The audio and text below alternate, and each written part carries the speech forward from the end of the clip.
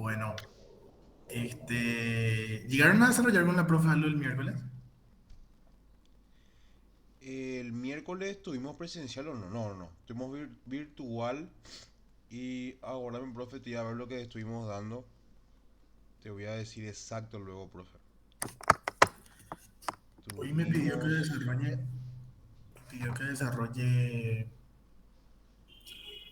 diseños cuasi experimentales. profe, Yo tengo el... apuntes hasta amenazas de la validez. ¿Añadieron las amenazas entonces?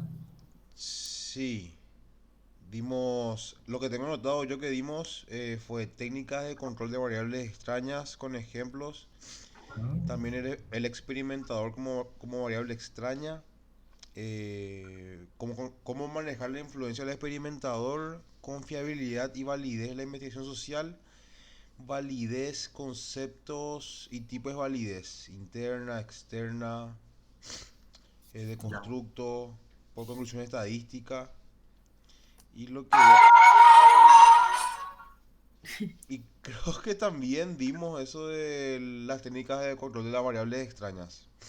Ya. Eliminación, constancia de condiciones, balanceo, El etc. PowerPoint terminamos o sea, yo vi el video el fin de y terminamos el PowerPoint donde estaba todo eso. Hmm, Y vamos hasta el final. Ya, súper. Entonces, continuamos entonces ya con los diseños. super, bro. ¿Puedes ponerme para grabar? Dale, ya está grabando. Espero que no haya salido la parte del chantilly de grabación, pero Te iba a mandar al frente, profe. pasa. Mentira. Bien, en cuanto a los diseños de investigación, hay tres grandes diseños, que es lo que vamos a ir viendo nosotros. O sea, que son el diseño experimental, el cuasi experimental y el no experimental. Y arrancamos con el cuasi experimental. Esto, si ustedes ya desarrollaron en el segundo año, tengo entendido que con Morosini, toda la parte de los diseños experimentales, no experimentales y cuasi experimentales. Así que más que nada sería un buen repaso lo que vamos a tocar nosotros hoy. Eh, ¿Qué es lo que sucede con los diseños cuasi experimentales? Bueno, se parte de los diseños experimentales en realidad, ¿verdad? Y para que un diseño sea experimental o para que un estudio sea experimental, que se pueda llevar a cabo un experimento, como su nombre dice, se necesitan dos cuestiones muy importantes. Primero que nada es la manipulación de la variable independiente, ¿sí? Y el segundo es la aleatorización. O sea, se debe de aleatorizar absolutamente todo, o todo lo que se pueda aleatorizar. Tanto, primero que nada, luego la muestra, ¿verdad? Y en el caso de tener en caso de tener más, dos o más tratamientos, eh, ir también aleatorizando eso en cuanto a cada grupo. También, si es posible, se puedan aleatorizar los grupos. ¿Sí? Ya tenemos el grupo control y el grupo de casos. Y bueno, primero elegimos aleatoriamente nuestra muestra. Una vez que ya tenemos toda nuestra muestra, vamos otra vez formando los grupos de manera aleatoria, tanto el grupo casos como el control. Y luego otra vez si podemos, y si existe la posibilidad, volver a aleatorizar también los tratamientos. Eso es el fundamento de lo que son los diseños experimentales. Ahora, los diseños cuasi experimentales, como su nombre dice, no son aún, o sea, no cumplen todos los criterios para hacer diseños experimentales. Eh, y las características son que no existe una aleatorización y existe un menor control de la variable independiente. ¿Sí? Se manipulan pero a menor escala. ¿Sí? Entonces, eh, entonces tenemos nosotros los diseños de investigación, que es el plan que tiene el investigador para llevar a cabo su investigación. Esto ya se va definiendo mucho antes de hacer el experimento. Y bueno, como su nombre dice, es un plan, ¿verdad? Es un plan para llevar a cabo. Que sería toda la parte, o sea, básicamente sería toda la parte metodológica, ¿sí? Eh, el enfoque, el alcance, el diseño mismo, ¿verdad? Eh, el cálculo del tamaño muestral, el tipo de muestreo que se va a utilizar, cuáles serán los procedimientos que se van a hacer, cómo se van a hacer o cómo se van a llevar a cabo, en qué lugar, cuánto tiempo va a durar, qué instrumentos se van a utilizar, ¿sí? Entonces, sería básicamente eso lo que es el diseño de investigación. Entonces, tienen criterios de calidad como la validez y la confiabilidad, eso que fueron viendo la clase pasada. Y el principio de Max Mincom, que también nosotros ya fuimos viendo, donde teníamos que maximizar la varianza experimental, minimizar la varianza de error y controlar lo más que se puedan las, las variables extrañas, ¿verdad? Los tipos de diseño, así como ya les mencioné reciéncito también, son los diseños experimentales, cuasi experimentales y no experimentales.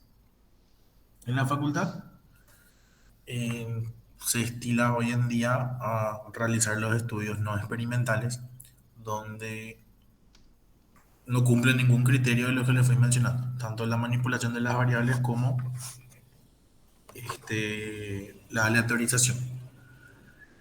Y generalmente se realizan los estudios correlacionales, donde lo que se busca es justamente medir la relación que existe o determinar la relación que existe entre dos o más variables. Entonces, el procedimiento es el siguiente. Se realiza la recolección de los datos. Una vez recolectados todos los datos, se van, ya, ya se procesan los datos, los resultados obtenidos, para obtener el valor de la relación. Entonces, generalmente son estos los estudios que en la facultad se realizan. En cuanto a los estudios experimentales, según cuenta la leyenda, hay un solo estudio experimental en la facu, desde el año 2006 más o menos. No recuerdo el nombre de la profesora, pero creo que era Britos su apellido, si mal no recuerdo.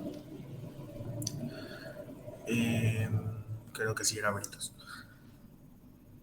Entonces, esa es la leyenda de la facu. Yo realmente nunca me tomé el tiempo para ir a mirar, pero según cuentan, esa es la única tesis experimental. ¿Por qué no se realizan muchas tesis experimentales? Más que nada por la complejidad, ¿sí? Es difícil poder aleatorizar y poder tener todo bajo control o la mayor cantidad de cosas bajo control, ¿verdad? Eh, Más que nada es por eso, ¿sí? Realmente es muy quisquilloso llevar a cabo un estudio experimental porque todo tiene que estar en orden y así mismo como se fue planeando. En cuanto a la elección de los participantes, en cuanto a los grupos que se va a formar, en cuanto al ambiente donde se va a aplicar los instrumentos, eh, tener en cuenta que alguien pueda abandonar el estudio. Generalmente los estudios son longitudinales. Longitudinales quiere decir que eh, tiene que durar, no sé, 3 meses, 6 meses. Entonces puede llegar a haber abandono por parte de la muestra. ¿Por qué? No, ¿por qué digo estimativamente que debe durar ese tiempo? Porque lo que nosotros queremos buscar de repente es si funciona o qué tan eficaz podría llegar a ser alguna intervención, algún tratamiento. Entonces, necesitamos nosotros saber cómo, o sea, la línea de base, cómo están llegando en el primer momento. Entonces, realizamos una medición para saber cuál es su estado basal, ¿verdad? Luego aplicamos la intervención y bueno, y las intervenciones generalmente no son de un día.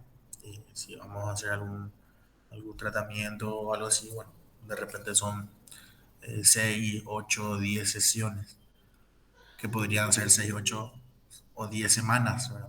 Ya estamos hablando de 3 meses ahí. Bueno, y luego volver a evaluarles a las mismas personas, generalmente con el mismo instrumento, el famoso test RETES. Y bueno, y ahí comparar para ver si hubo mejoría en cuanto a los niveles de la variable en cuestión, ¿verdad? Y bueno, eso luego ya se procesa todo estadísticamente, se compara para ver si hubo una diferencia significativa y bueno, se llegan a las conclusiones. Pero sí tiene su sacrificio, sí es más largo, sí hay muchas cosas que controlar. eh, entonces por eso generalmente no se realizan las tesis experimentales en la facu. Los no experimentales, como ya les mencioné, son los que más se realizan y las cuasi experimentales, si bien hay una manipulación, hay una manipulación de la variable independiente, no es tan, o sea, se manipula lo que se puede, ¿sí? Se controlan las variables extrañas y bueno, no se aleatorizan los sujetos, se trabaja con grupos intactos ya establecidos. Entonces los, ahí se vuelve un diseño experimental a cuasi experimental. Cuando la aleatorización o la formación de los grupos no se pueden llevar a cabo de manera aleatoria, sino que por ejemplo, los cursos ya están establecidos. Entonces yo voy a trabajar exclusivamente con quinto segunda y quinto primera clínica. Y los grupos ya están, ¿sí? En cambio, si yo quiero ver, por ejemplo, qué sé yo, el- qué método de enseñanza es más eficaz, ¿verdad?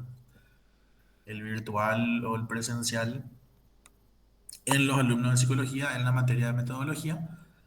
Entonces, bien, en- primero que nada, elijo aleatoriamente a los estudiantes, tanto de primero como de la primera sección como de la segunda sección. Hago mi cálculo para saber cuánto aproximadamente necesito. Vamos a suponer que necesito 20 de la noche, 20 de la tarde. Elijo aleatoriamente, agarro el listado de matriculación y voy sorteando para ver quién participa de la noche y quién participa de la tarde. Una vez que ya tengan los 40 participantes, voy aleatorizando de nuevo para ver o sea, le mezclo totalmente a los de primero con los de primera con los de segunda. Eh, Porque como que ya no me importa el curso, sino lo que me importa a mí es el método de enseñanza que yo voy a impartir. Entonces, voy formando dos grupos de 20 personas cada grupo y vuelvo a sortear. Sale Guille, bueno, virtual. Sale Belén, bueno, presencial. Y ahí voy entonces aleatorizando para ver quién queda con qué grupo. Entonces, eso sería un diseño experimental, donde luego voy a impartir las clases, que es 2 meses de clases presenciales, 2 meses de clases virtuales. Les aplico un test antes, un examen para saber cómo están, cómo llegaron, sus conocimientos previos. Luego aplico los 3 meses de clases, presenciales y virtuales, la misma clase para ambos. Sí, ojo, por eso también es medio complicado. Debe ser exactamente la misma, el mismo contenido, los mismos ejemplos, todo tiene que ser igual. Y luego de los 3 meses vuelvo a tomar otro examen para ver si subieron sus calificaciones o se quedaron igual o bajaron sus calificaciones. Eh, y ahí veo, ¿verdad? Comparo luego y ya está. Veo si hubo o no diferencias significativas. En cambio, los diseños cuasi experimentales, esos grupos que yo les mencioné al principio, ¿verdad? Que voy aleatorizando, eh, ya están, ¿sí? Ya está el quinto primera, ya está el quinto segunda. Yo ya voy trabajando exclusivamente en cuanto a eso. La manipulación de la variable sí, este, se manipula lo que se puede, o en el grado que se pueda. Y bueno, las variables extrañas sí siempre se van controlando. Em, Bien, entonces se trabaja con grupos intactos por la imposibilidad de aleatorización de los sujetos. ¿Sí? Eso se llama grupos preexistentes, intactos o estáticos. Bien, Se empleará una serie de símbolos para definir los elementos y la estructura de estos diseños. Serían estos los símbolos. TM, M1, M2, M3, eh, GL, no me acuerdo qué era, pero vamos a ver justamente ahora. Entonces, grupo intacto, el GL. GI en realidad es grupo intacto. Bien, entonces, estos símbolos que les acabo de mostrar son los que ahora vamos a definir. T sería la administración de un tratamiento. M sería para representar la medición del comportamiento de los sujetos. Entonces, a veces vamos a realizar varias mediciones. Una medición antes y una medición después, por ejemplo. Entonces, ahí aparece M1, M2, M3. Sí. GI es el grupo intacto o el grupo estático. P es el placebo. R es un grupo aleatorio, una muestra al azar. Esto en teoría no debe haber ahora. Efectivamente no hay. No hay porque en los diseños no experimentales no existe la aleatorización. Y MR son el grupo de sujetos apareados o asignados aleatoriamente, que tampoco debería de haber ahora. Eh, Bien, esa es la nomenclatura entonces. Tenemos T, que es el tratamiento, M, que son las mediciones, GI, que es el grupo intacto, P, el placebo, R, el grupo aleatorio, y MR es la muestra, perdón, son los sujetos apareados o asignados aleatoriamente. Estos son los tipos de diseños cuasi experimentales, y son seis. Son seis tipos de diseño. El primer diseño es de un grupo sometido a post-test y test, el famoso test retest, ¿verdad? El segundo diseño es de un grupo con medida pre y post, un grupo con medida de pre y post. Luego tenemos diseño de series de tiempo de un grupo con medida pre y post. Tenemos diseño de grupos intactos. Tenemos diseño de grupos intactos con medida pre y post. Y tenemos el diseño de grupos intactos con series de tiempo múltiples. Son los seis tipos de diseño que vamos a ir viendo hoy. Entonces, tenemos diseño de un grupo sometido. Perdón. Esto es post-test nomás. No es test retest. Este es el test retest. Este es post-test. El post-test es, como su nombre dice, se aplica el test después. ¿Sí? Entonces, tenemos primero el tratamiento y luego tenemos la medición. Nada más que eso. Obviamente las limitaciones eh, de este diseño, o una de las limitaciones de este diseño es que no tiene un grupo control, o sea, no tiene una medida previa.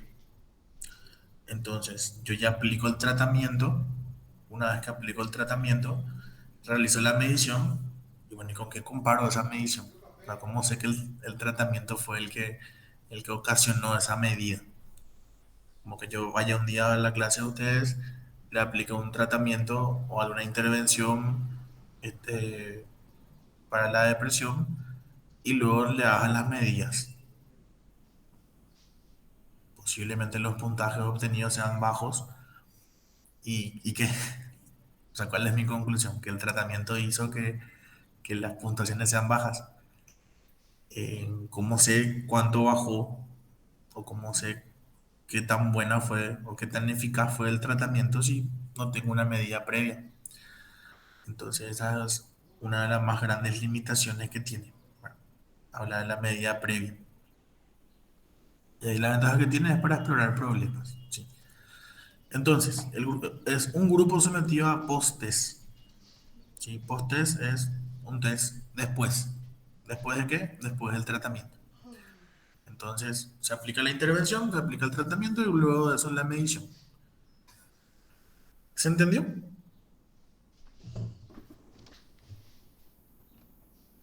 Creo que sí, profe. Bien. Es así sencillito, ¿sí? Se realiza el Profe, tratamiento una vez que se... ¿Sí? pero este post-test no es test retest. No. No Este es. es, Leí mal nomás rato. se pone a Leí prueba mal. nomás un conocimiento enseñado o una intervención, ¿verdad? Algo así. Sí, y luego se mide. Y Perfecto. luego se mide eso. Sería más o menos el examen de ustedes, ¿sí? Donde primero se realiza la intervención, o sea, se realizan las clases, por ejemplo, las clases impartidas, y luego de esas clases impartidas se realiza la medición. Básicamente sería eso, ¿sí? Eh, como les mencioné hace rato, es como que arme un taller de liderazgo a 5 o 6 sesiones de liderazgo, donde voy este, desarrollando técnicas para mejorar o sí, para mejorar los niveles de liderazgo en gerentes. Donde le voy enseñando habilidades, tips, para cuestiones así, como para que ellos vayan desarrollando también su capacidad de liderazgo. Y luego le aplico la medición. Ahora la gran pregunta y la gran limitación es, ¿qué tanto de ese puntaje fue a causa de las intervenciones? Fue a causa del taller.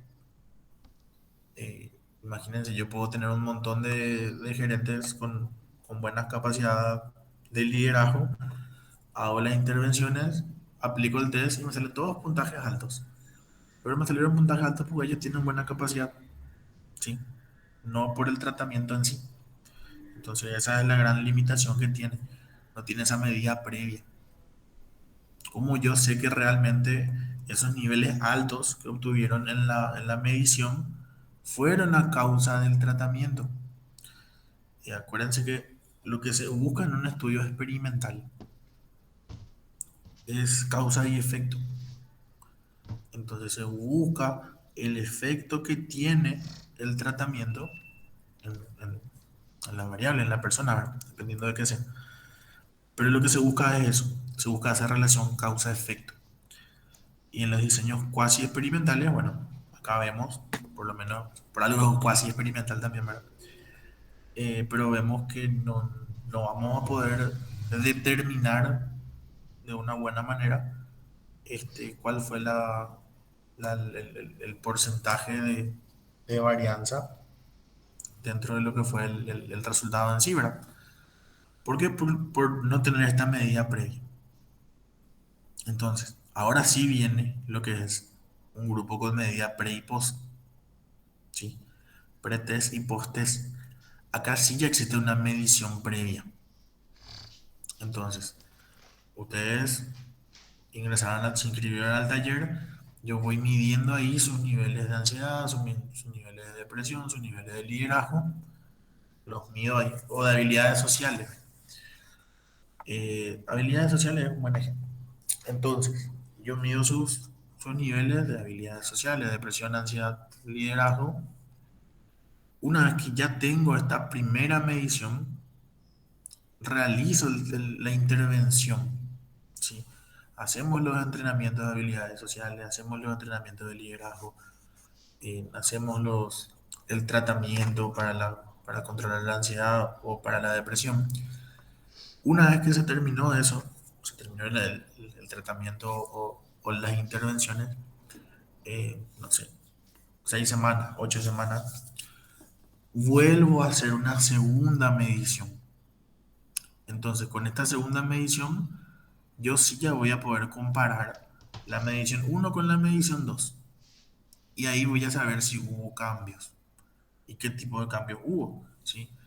Si fueron cambios para mejorar o fueron cambios para no mejorar. Entonces, los cambios de la variable dependiente pueden ser causados por otras variables extrañas, ¿sí? Esto es lo que menciona acá. Eh, si bien nosotros vemos que existió un cambio, ese cambio pudo haber sido causado por otras variables extrañas. ¿Qué son las variables extrañas que ustedes ya vieron la clase pasada? Que puede ser por la historia, puede ser por la maduración en sí, puede ser por la sensibilización de los sujetos a la prueba, por la inconsistencia en la medición, o sea, no es tan confiable esta medición que se realiza, este test retest, o por la regresión de la media. Entonces son cuestiones que pudieron haber afectado al, al- a la variable, a la segunda medición. Por ejemplo, lo que es la maduración. Si vamos a trabajar, bueno, los ejemplos que le di no hay tanto. Pero si vamos a trabajar inteligencia con un grupo de niños, yo realizo la aplicación en enero. eh, Luego realizo las intervenciones, ¿verdad? Y sabemos que los niños, no sé, 5 años, en 6 meses aprenden un montón de cosas, pero aprenden ese montón de cosas porque están en la etapa evolutiva donde ellos van absorbiendo absolutamente todo, ¿verdad? Entonces ellos pudieron, o sea, por el simple hecho del paso del tiempo, ellos pudieron haber aprendido un montón de cosas. Y no precisamente por la intervención que nosotros realizamos. Entonces, por eso es que habla de estas variables extrañas. ¿Sí? En la historia pasa lo mismo, ¿verdad? Con la historia de cada paciente puede influir, pero un montón, tanto en la primera medición como en la segunda medición. El de la segunda medición es el que más nos importa, ¿sí? Pero algo le pudo haber pasado durante esas 6 semanas, 8 semanas, y bueno, ahí hizo que cambie rotundamente sus niveles de ansiedad, depresión, habilidades sociales. Bien, esto sí ya es como que va paliando un poquito la necesidad de tener la medida previa del primer diseño. En el primer diseño no teníamos medida previa, entonces bueno, es una limitación bastante grande. Con este grupo, con medida pre y post, acá sí paliamos esa medición previa y bueno, ya tenemos un punto de comparación con qué comparar. ¿Se entendió?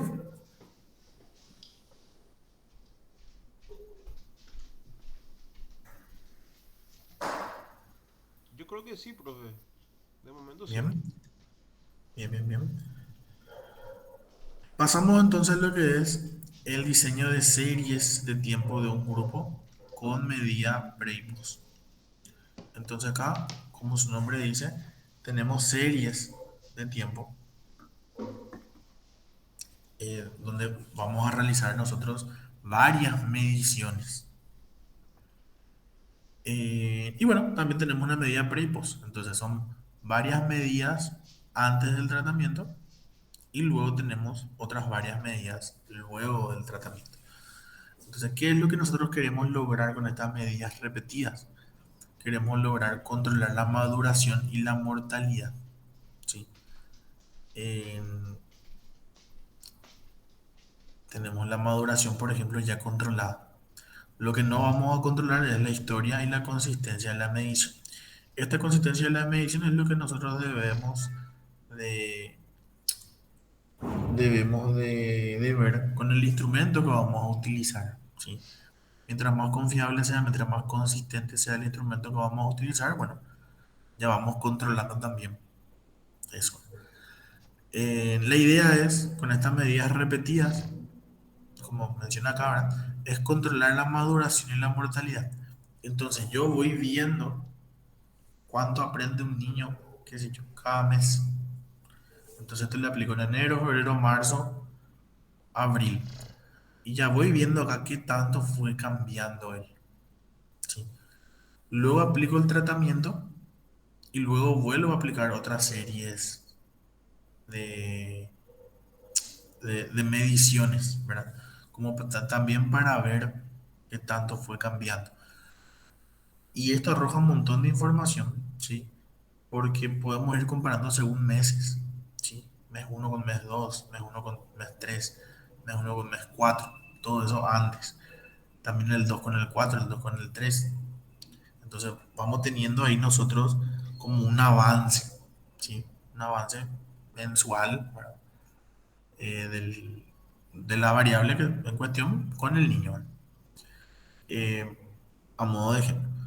Entonces, y luego también podemos comparar lo que fue antes del tratamiento con lo que fue después del tratamiento, ¿verdad?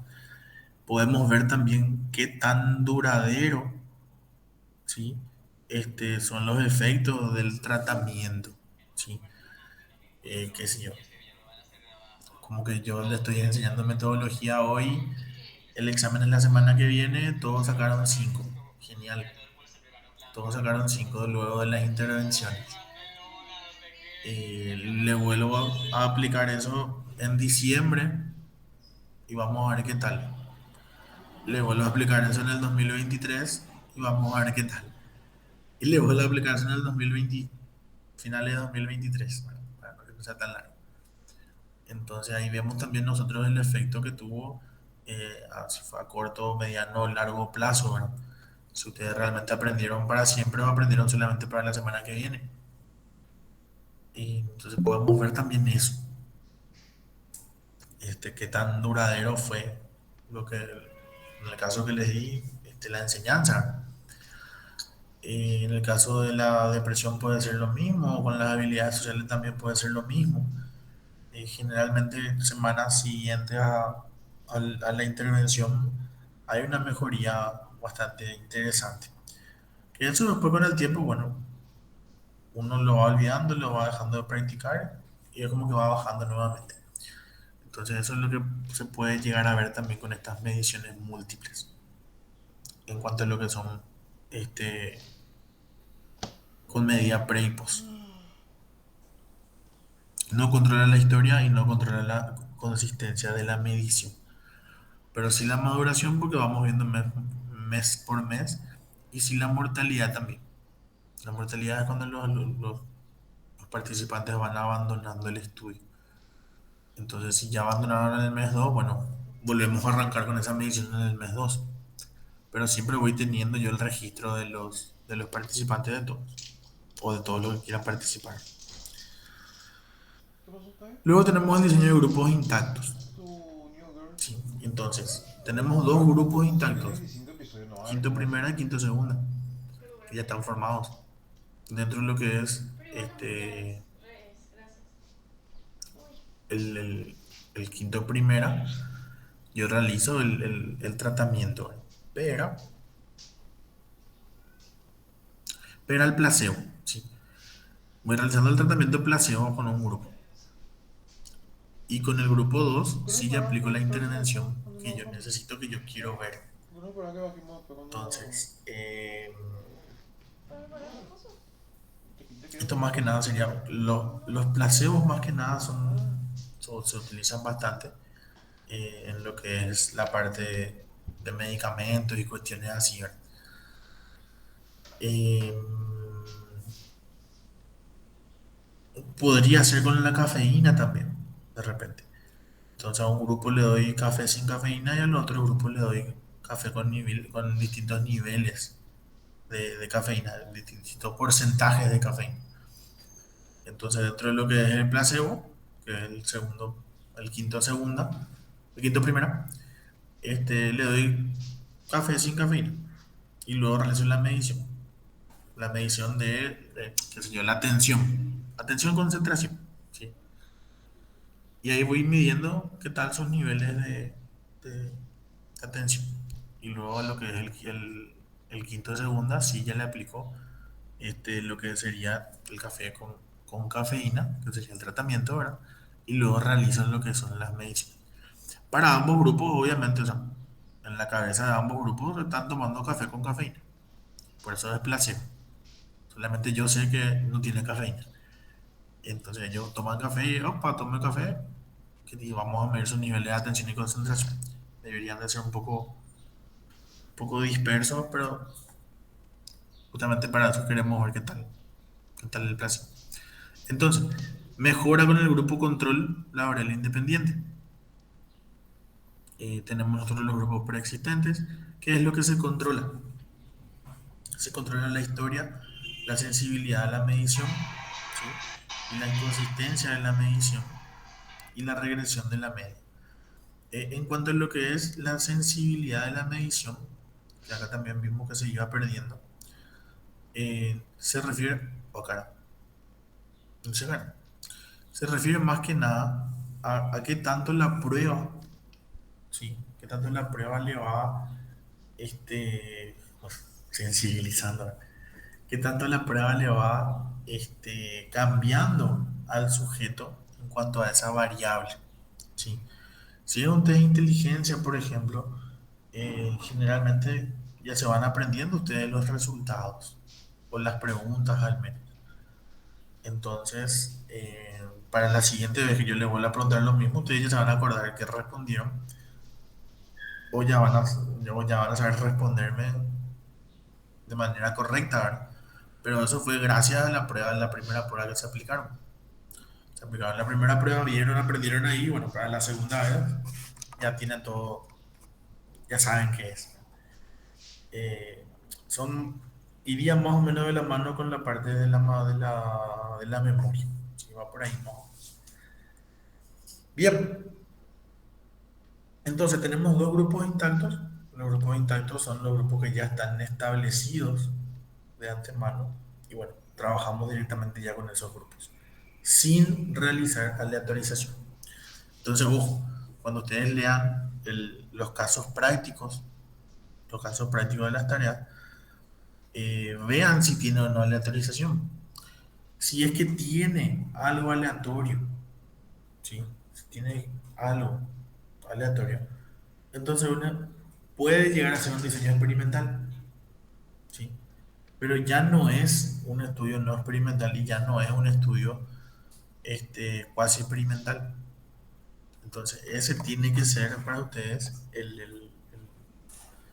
la clave, ¿sí? El azar.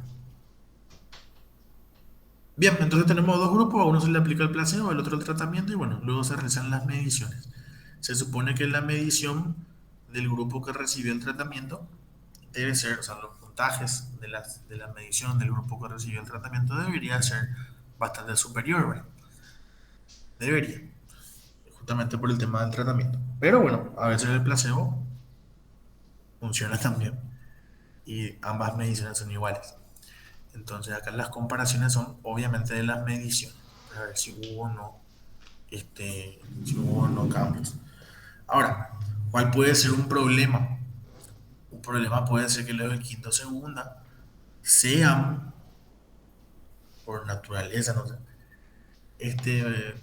o tengan mayores niveles de atención y concentración que lo del quinto segunda. Entonces a ellos se le aplica el placebo. El placebo no hizo nada en ellos, pero igual ellos tenían un puntaje alto. Pero su puntaje alto se debe a que ellos por naturaleza, ese grupo, tenían mayores niveles de atención. ¿Sí? ¿Por qué? Porque no existe una medición previa. Entonces ahí también podemos comparar grupo uno con grupo 2. Sí, claro que sí se puede comparar grupo uno con grupo 2. Pero, ¿qué tanto cambió ese grupo uno o qué tanto cambió ese grupo 2 luego de el placebo y el placebo y el tratamiento? Eso es algo que no vamos a poder saber porque no hay una medición previa. No se controla la selección de los sujetos. Uno de los riesgos que sucede bastante es confundir los hechos de los tratamientos a los grupos intactos, ¿no? Y la mortalidad. Entonces son cuestiones que también pueden llegar a perjudicar a lo que es el tratamiento en sí, ¿verdad? Porque no sabemos cuánto de este resultado se dio realmente por el tratamiento. Bien, y acá sí tenemos otra vez el diseño de grupos intactos con medida pre y post. Entonces, todo lo que le mencioné recién que el anterior diseño no tenía, que es la medición previa, acá aparece. ¿Sí? Entonces son grupos intactos con medida pre y post. Misma historia, tenemos el grupo uno, tenemos el grupo 2.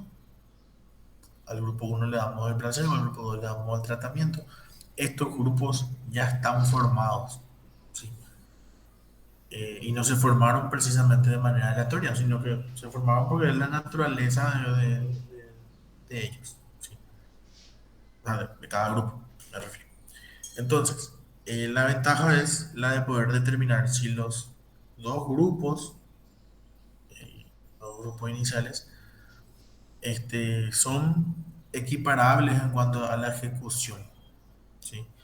Cuando no se puede realizar la asignación aleatoria, la asignación previa puede compensar de alguna manera las limitaciones de la asignación no aleatoria de los sujetos. ¿Qué es lo que buscamos nosotros con esto? Buscamos saber los niveles de ambos grupos antes, ¿sí? Entonces ahí es donde nosotros vamos a decir, bien, ambos grupos son, acá habla de equiparables, ambos grupos son, ambos grupos tienen puntajes equivalentes, ¿sí? Entonces, bien, ahí aplicamos el placebo, ahí aplicamos el tratamiento y bueno, con, con las últimas mediciones, con las últimas mediciones nosotros vemos qué tanto cambiaron de lo que era, qué sé yo, en enero a lo que es ahora en junio, ¿sí? Que eran, cómo eran, o los niveles que tenían en enero y los niveles que tienen en junio. Y bien, entre ellos también podemos ir comparando, ¿verdad? ¿Qué diferencia hubo entre el placebo y el tratamiento? El placebo actuó de placebo, el placebo no hizo nada. El tratamiento fue eficaz o no. Entonces es básicamente lo mismo que el anterior, solamente que se le agrega esa medición antes de aplicar ya sea el tratamiento como el placebo. Diferencias entre pre y post, ¿sí? Que es lo que les dije. Ya vamos a poder ver qué tanto cambió gracias al tratamiento o gracias al placebo. O vamos a ver si no cambia nada también, ¿verdad? El riesgo de la mortalidad. Sí, como ven, siempre la mortalidad es un gran problema, el abandono. Bien, luego tenemos los diseños de grupos intactos con series de tiempos múltiples. También esto es similar al anterior, solamente que ya tenemos ambos grupos predeterminados, ¿sí? Tenemos el grupo uno, tenemos todas las mediciones del grupo uno, se realiza el placebo y luego se realizan todas las mediciones del grupo uno. Con el grupo 2 pasa exactamente lo mismo. Tenemos todas las mediciones, hacemos el tratamiento y luego hacemos todo lo que es el post-test, ¿sí? Que también son cuatro, en este ejemplo son cuatro mediciones. Mayor variable independiente entre todas las cuasi, mayor variable independiente, mayor variable independiente entre todas las cuasi experimentales. Esto no es variable independiente, mayor varianza.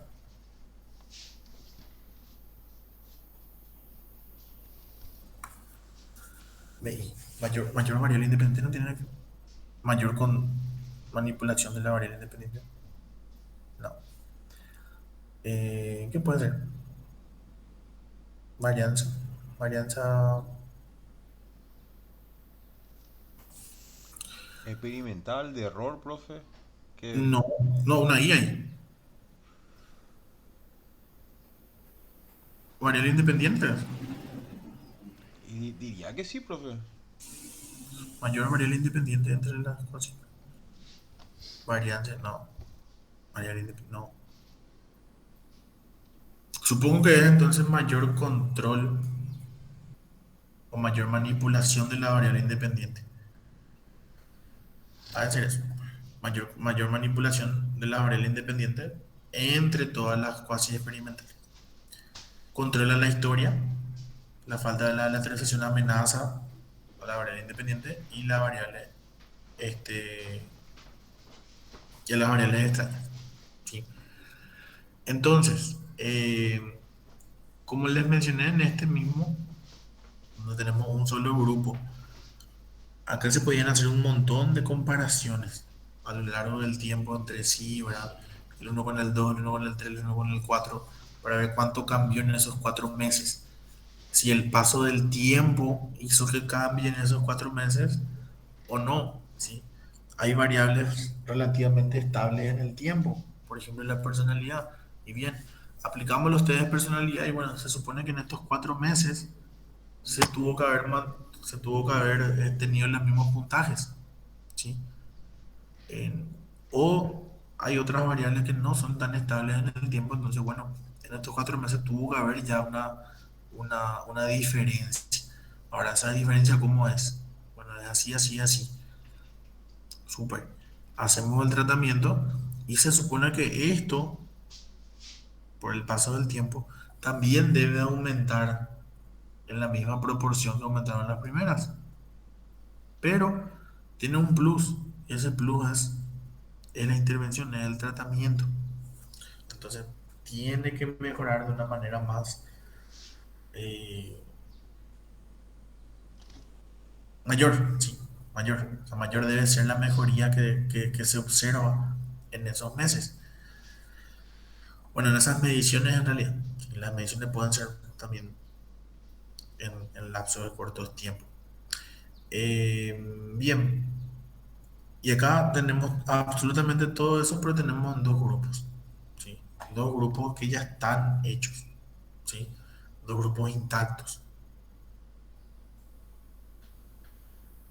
Bien, luego tenemos lo que son las pruebas estadísticas, ¿sí? Y mucho ojo acá. Esto vamos a volver a desarrollar nosotros este, más adelante más adelante, perdón, toda la parte de las pruebas estadísticas. Pero igual acá mucho ojo porque acá está todo lo que vamos a desarrollar después, ¿no? Entonces, si tenemos un diseño de medida pre y post, ya pre-test y post-test, nosotros este, podemos hacer ya sean las correlaciones o las comparaciones. En este caso lo que a nosotros nos interesa son las comparaciones, porque vamos a comparar puntuaciones, ¿sí? Dos puntuaciones entre sí, para ver qué tan diferente o qué tanto cambió una puntuación de otra. Entonces, para eso, si tenemos, por ejemplo, un diseño de medida pre y post con un solo grupo,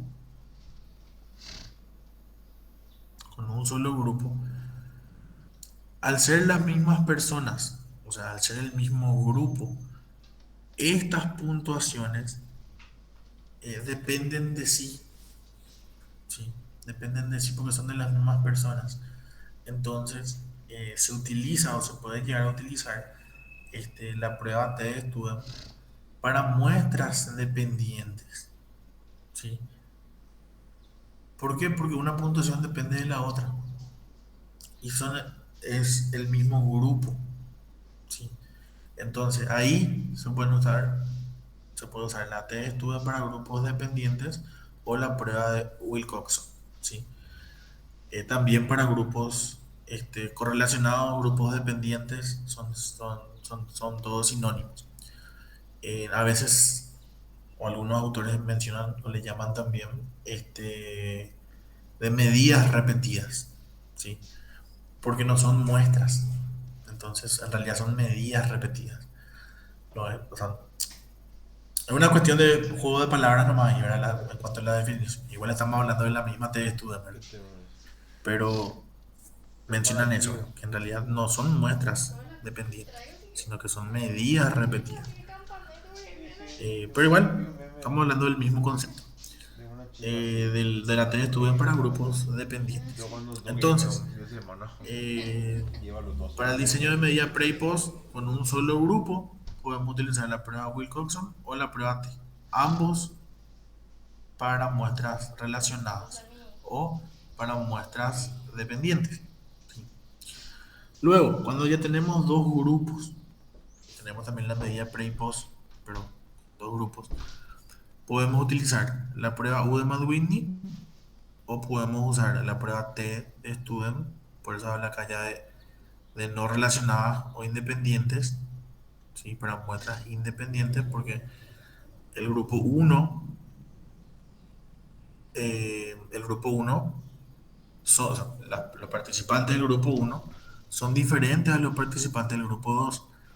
Entonces, a eso se le llama muestras independientes, porque un grupo es totalmente independiente del otro grupo.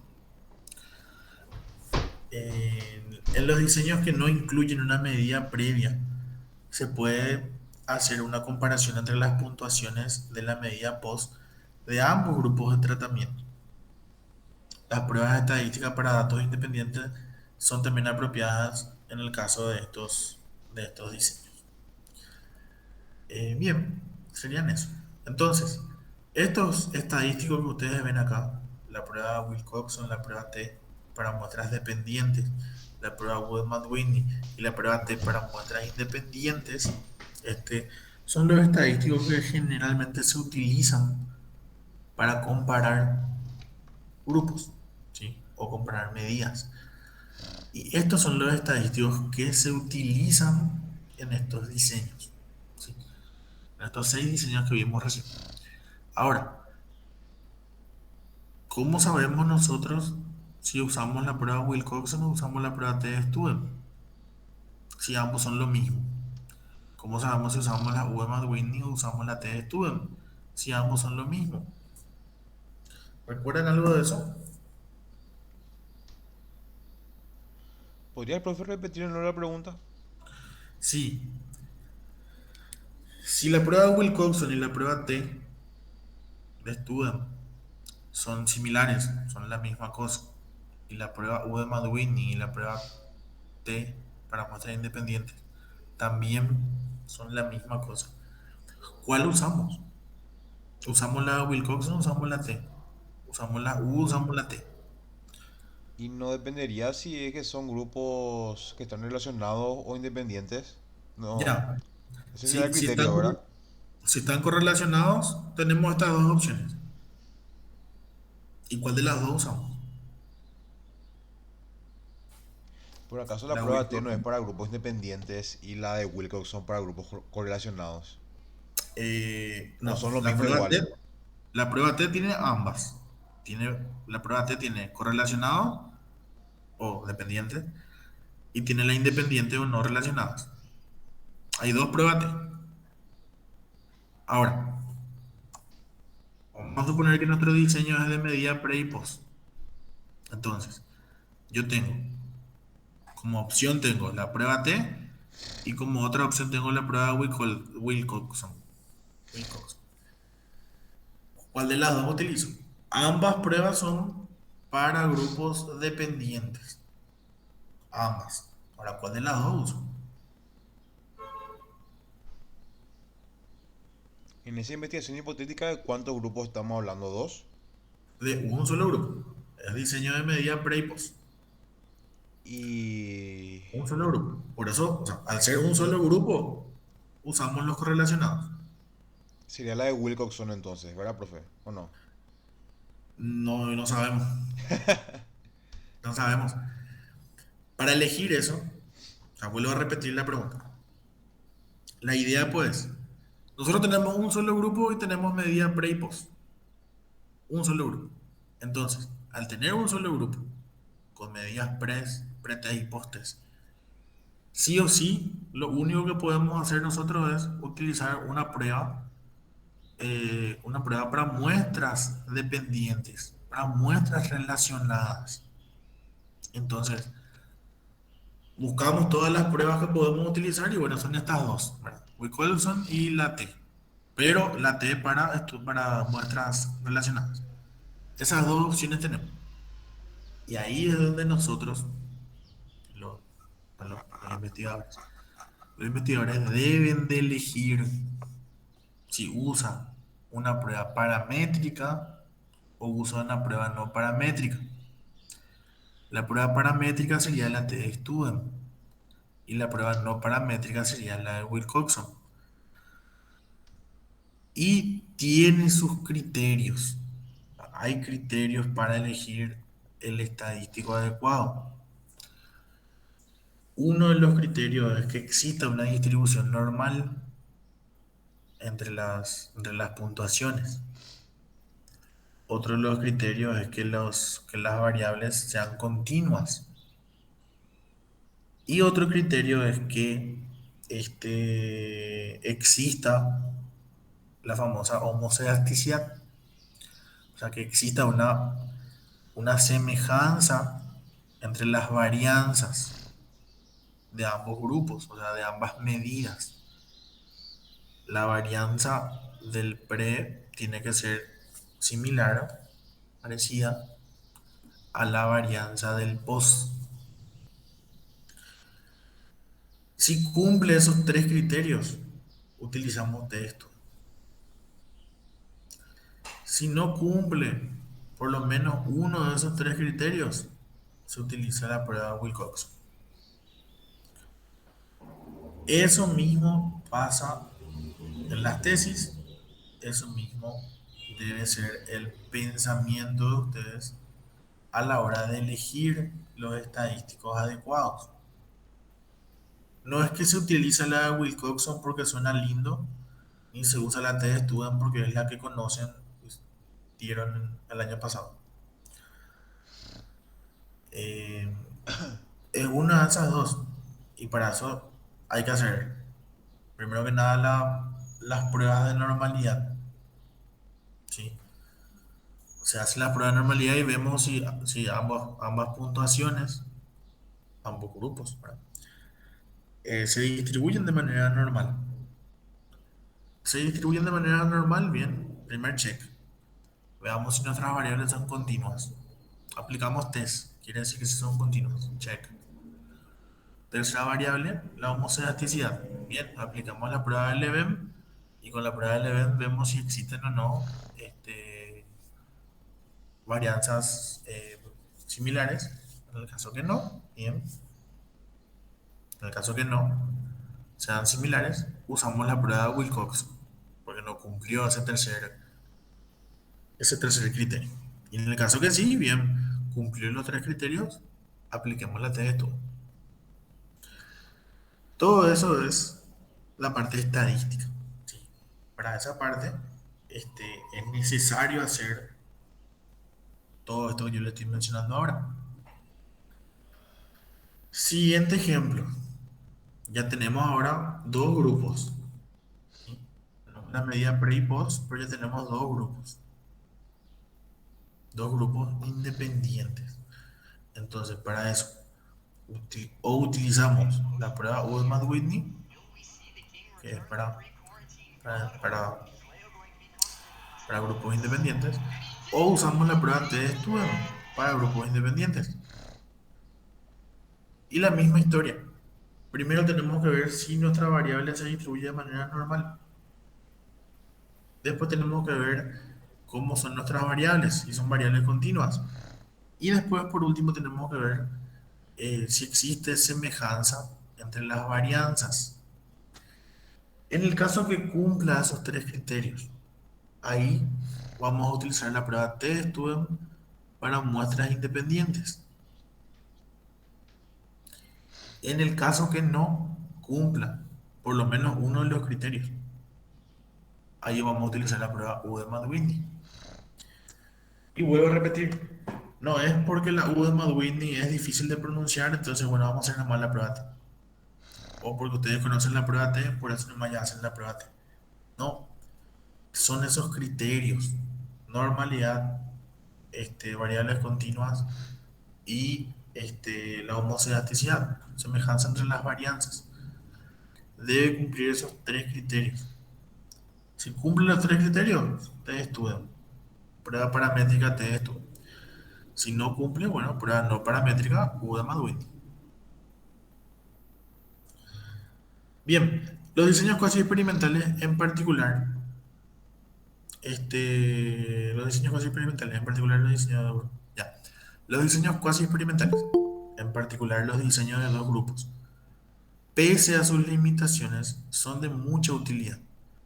Cuando las circunstancias impiden a los investigadores emplear un diseño experimental, los diseños cuasi experimentales constituyen la mejor alternativa. Claro, siempre nosotros buscamos que nuestro estudio sea experimental, ¿sí? Por todo por todo el resultado que nos va a brindar. Ahora, muchas veces no se puede. Entonces, al no poderse, es donde entran los diseños cuasi experimentales y siempre van a ser la mejor alternativa. Estos diseños pueden arrojar alguna luz sobre el asunto estudiado. Se dice que tener alguna información, aunque sea cuestionable, es mejor que no tener ninguna información. Por ejemplo, los resultados obtenidos con los diseños cuasi experimentales pueden ser útiles para orientar una futura investigación experimental sobre el problema estudiado en cuanto fuera posible realizarlo. Cualquier información es mejor que nada, ¿sí? Entonces, dentro de lo que son los estudios cuasi experimentales, es bueno igual tener un resultado, porque eso puede fomentar o puede servir de antecedente o puede orientar una futura investigación experimental. Por supuesto que los resultados derivados de un estudio cuasi experimental deben cuestionarse y si es posible someterse a verificación, puesto que, como se dijo ya en esta clase de diseño, esta clase de diseño tiene una validez interna más limitada que los diseños experimentales. Validez interna más limitada que los experimentales. Los efectos de confusión sobre las variables de tratamiento provenientes de una o más variables extrañas dificultan la interpretación de los resultados. Eh, con estos diseños no se pueden hacer inferencias con respecto a las causas de los efectos comportamentales. Se busca causa-efecto, pero con estos diseños no experimentales no es recomendable y no se puede realizar esas generalizaciones. Acuérdense siempre el concepto. Trabajamos con una muestra que es un pequeño grupo. Y con esa muestra nosotros queremos generalizar a toda la población. Y con estos estudios cuasi experimentales se complica. Se complica porque puede haber un error tremendo a la hora de elegir la muestra. Puede haber enorme error ahí, enorme sesgo. Además, las limitaciones en cuanto a la validez interna no son las únicas desventajas de los diseños cuasi experimentales. A menudo estos diseños también tienen una validez externa limitada. Por ejemplo, cuando los investigadores se ven constreñidos a utilizar grupos intactos en vez de grupos aleatorios. La generalización de sus resultados a otros sujetos tiene marcadas limitaciones, ¿sí? Entonces, eh, la aleatorización es lo que impide que nuestro estudio sea experimental. Y al impedir que sea un estudio experimental, impide de paso, ¿verdad?, que nosotros podamos generalizar esos resultados. Bien, preguntas, dudas, hasta acá.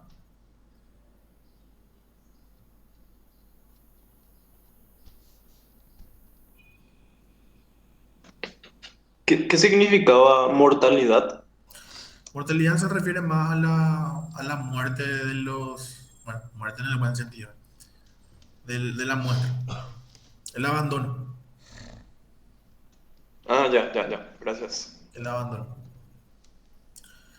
Eso también es una dificultad enorme dentro de lo que son los estudios experimentales, pero tremenda lo.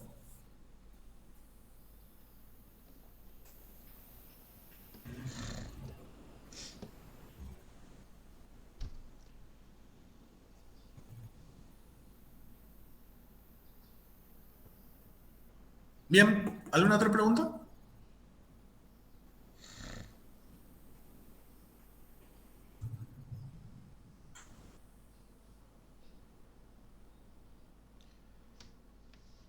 De mi parte, bien, profe. Creería. Ajá.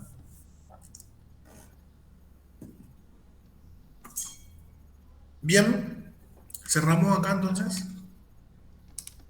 Sí, sin problema, como a usted le parezca, profe. Ya, si no hay preguntas.